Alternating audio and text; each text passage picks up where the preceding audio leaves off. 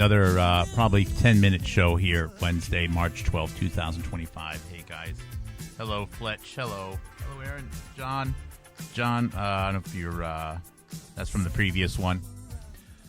I'm not a JFK assassination expert. As a matter of fact, I'm very upfront, okay? I don't feel any need to say, I know all about this and all about that, and then be the forensics expert, and then be the this expert, and then be the Epstein expert, and then whatever. There's many areas of the JFK assassination that there's been thousands of books written upon it.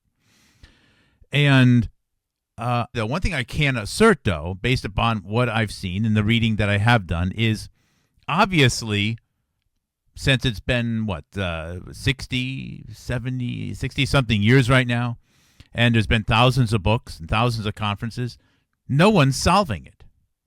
So I have every right to say, I think people are missing something.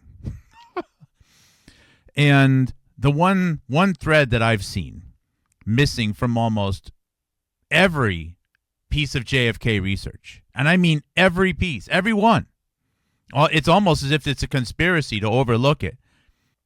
And I believe this ties into why there's still legitimate reasons being used to not unredact and release all the files, is the man you see on the screen, Estes Kefauver. He was previously a senator from the state of Tennessee. He was a United States presidential candidate at one point. He didn't win the primaries. I think he ran the DNC, Democratic Party primaries once. And Estes Kefauver, very influential in Tennessee. I know he was definitely tied up. Tennessee got involved in a lot of the atomic energy concerns via the Tennessee Valley Authority and Oak Ridge and so on and so forth. But I don't know where he would fall politically. And I think the one thing that's cool is you can't really tell where Estes Kefauver would fall politically. He took it upon himself to get involved with pharmaceutical pricing in the United States in the late 1950s. The FDA, the Food and Drug Administration, can get involved in many concerns, and the way they enforce it is through interstate commerce, as we've actually heard a few other people recently finally begin to say. We've been talking about that for quite a while. Now, Estes Kefauver's pursuit of improving the FDA and making the FDA more capable of better qualifying and better testing pharmaceuticals and so on made him actually quite unpopular in the early 1960s. As it turned out, in 1961, he was getting involved after this thalidomide, as this thalidomide story started to get more visibility. Him and another senator, a Senator Harris, who I don't really know a lot about, no relation to Kamala Harris, started to put together the Food and Drug Administration Antitrust Act. And this resulted in one of the most significant overhauls, or I should say additions to and adjustments to the FDA role. And this is where the whole topic of efficacy came in.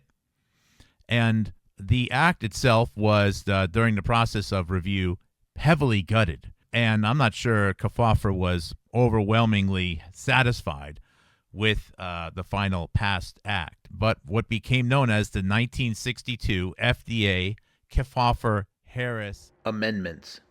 It did pass in 1962. Now, the United States Department of Justice, which was involved in much of the assessment of this, because DOJ, of course, would have to get involved with respect to enforcement and also enforcement of issues of intellectual property. Keep in mind, at the United States Department of Justice at that time was being seen over by Robert F. Kennedy, the father of the current HHS secretary. Just saying.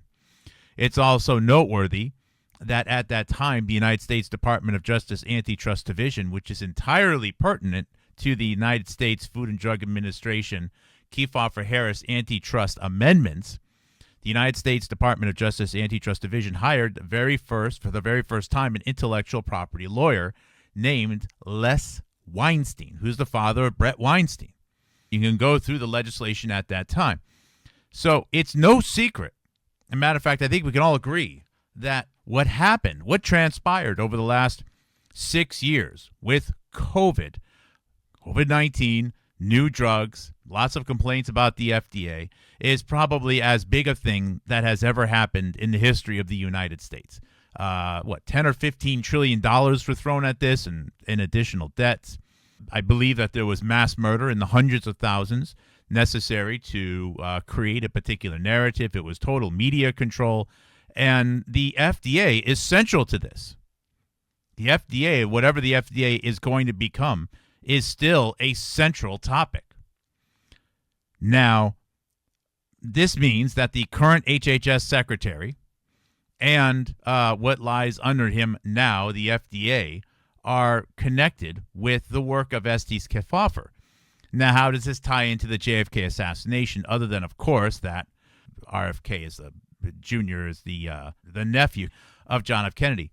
And that's that if you think the assassination of JFK was brazen, they actually killed Estes Kefauver on the floor of the United States Senate. Try that one on for size. 7 weeks before JFK was shot, Kefauver dropped dead in the Senate. Now, they said it's because of a heart issue. I suspect he was poisoned. He sort of stumbled his way to live one more day, and the official place of death was Walter Reed. But I believe, and I think many people believe, that Kefauver was assassinated, which would mean that an assassination of one of the key driving forces of the United States Food and Drug Administration amendments, which include efficacy, happened only 7 weeks before JFK was shot. And now you got JFK's nephew running the HHS, where the biggest topic of concern going forward is going to be the advancement of personalized medicine, the research of the human genome, and so on and so forth, all of which are very pertinent to the FDA. With RFK now in this particular position, we are now again in a situation to have someone anyways, to justify having every excuse. So amongst all of the things which are not being released and currently redacted, has anyone even considered the possibility that perhaps the longest running and the most well-funded project in all of human history, which has cost millions of lives, just might be an issue, more so than a sex scandal, more so than a Cuban Missile Crisis, more so than all of the other things which have been suggested, which are actually tiny potatoes compared to what is really at stake here. Countless of trillions of dollars, all of the world leadership getting behind the advancement of the understanding of the human genome. And I'm reaching out there to all of the JFK people that they keep banging their head year after year, decade after decade, and soon it's going to be century after century. Why don't you stop looking at the things that aren't proving fruitful and instead take a day, take a few weeks, and entertain the possibility that you're all overlooking the largest, the most well-funded, longest-running project in all of human history that goes all the way back to, and I believe even includes, the Holocaust. For heaven's sakes, consider the possibility. So you're not going to get your JFK files, and if you want to know why, you're looking at it. That's my second 10-minute ramble of the day. Thank you, guys. God bless.